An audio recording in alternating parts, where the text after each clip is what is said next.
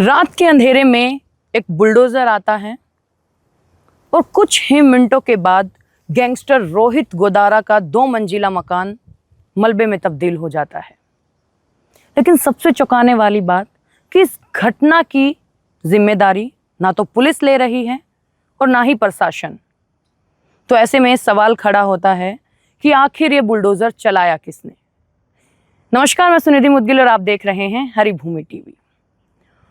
बीकानेर जिले से इस घटना ने पुलिस और प्रशासन दोनों को सवालों के घेरे में ला दिया है।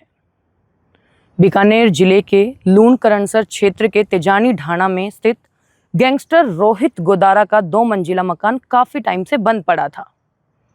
दावा है कि देर रात एक जेसीबी वहां आती है और मकान का पिछला हिस्सा गिरा दिया जाता है।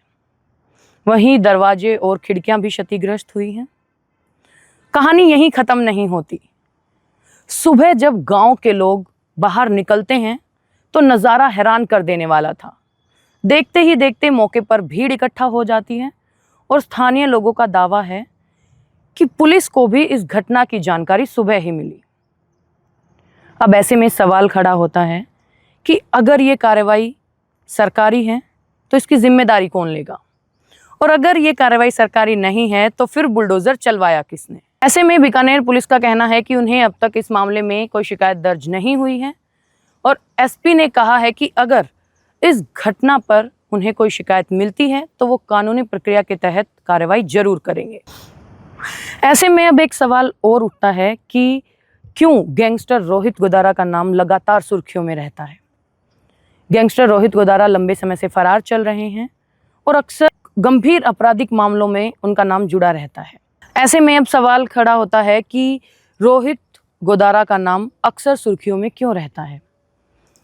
तो बता दें कि गैंगस्टर रोहित गोदारा लंबे समय से फरार चल रहे हैं और अक्सर उनका नाम गंभीर आपराधिक मामलों से जुड़ा रहता है। अभी अभी अमेरिका में जो FBI चार्जशीट दाखिल हुई है उसमें भी उसका नाम गैंगस्टर लॉरेंस बिश्नोई और गोल्डी बराड के साथ दर्ज किया गया है। लेकिन अभी इस पर कानूनी प्रक्रिया जारी है, अभी तक कोई पुष्टि नहीं हुई है। वहीं अगर रोहित गोदारा के माता पिता की बात करें तो वो भी अभी कानूनी प्रक्रिया से जूझ रहे हैं। कांग्रेस नेता राजेंद्र बबेरवाल उनको धमकी देने का और एक फायरिंग के मामले में जांच में उनका नाम सामने आया था और इसी पर पुलिस ने उन पर कार्रवाई की और अभी वो न्यायिक हिरासत में हैं। ऐसे में अब वही सवाल है कि अगर इस घटना की जिम्मेदारी ना पुलिस ले रही है ना ही प्रशासन इसका कोई आधिकारिक पुष्टि दे रही है तो ये बुलडोजर चलवाया किसने। क्या इसके पीछे कोई निजी दुश्मनी है या फिर वजह कोई और बड़ी है। ये चीज़ इस पूरे मामले को और रहस्यमयी बना देती है।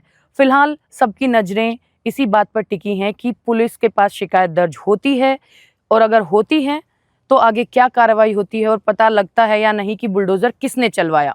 और इस पूरी घटना पर, इस मामले पर आपकी क्या राय है। क्या इस घटना की निष्पक्ष जांच होनी चाहिए या नहीं, हमें कमेंट बॉक्स में अपनी राय जरूर दें।